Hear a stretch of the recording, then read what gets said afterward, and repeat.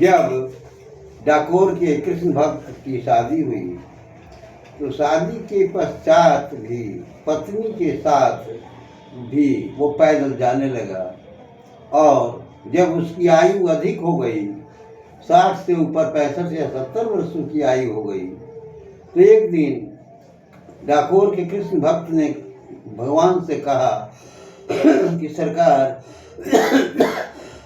अब मैं आपके पास नहीं आ सकता हूँ क्योंकि शरीर थक गया है, मैं कैसे आ सकता हूँ। पति पत्नी दोनों ने यही कहा कि मैं आपके पास अब नहीं आ सकता। तो कृष्ण भगवान ने कहा कि ऐसा करो, दूसरी बार जब तुम लोग आओगे तो बैलगाड़ी लेके आना और बैलगाड़ी से ही तुम्हें सुविधा होगी। तो दूसरी बार वो कृष्ण भक्त, डाकोर का कृष्ण भक्त जो अंकलेश्वर के पास है गुजरात में, वो बैलगाड़ी लेकर के गया भगवान से मिलने के लिए। और जब बैलगाड़ी लेके गया तो पंडा लोग कहता है कि अरे तुम पागल हो गया है, बैलगाड़ी काहे के लिए लाया है। तो डाकोर का कृष्ण भक्त ने कहा कि सरकार, बैलगाड़ी कहे थे कि बैलगाड़ी लेकर ही आना क्योंकि शरीर थक गया है, पैदल नहीं चल सकते हो।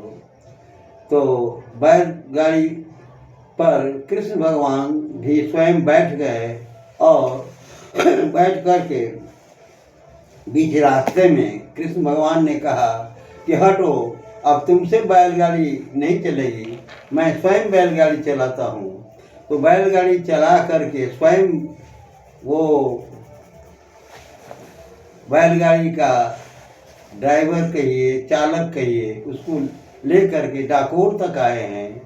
अभी भी डाकोर स्टेशन है, रेलवे स्टेशन है, डाकोर के पास बैलगाड़ी कहते हुए कृष्ण का तस्वीर आज भी लगा हुआ है जो देखने योग्य है।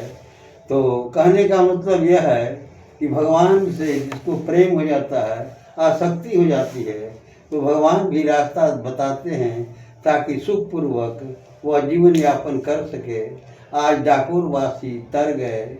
यदि वह वहाँ का कृष्ण भक्त नहीं होता, वहाँ लगता है कि सोने का मंदिर बना हुआ है और तालाब है, गोपी तालाब है, वो दर्शनीय स्थान है। डाकोर भी, राजस्थान का डाकोर ग्राम भी अब दर्शनीय स्थान हो गया।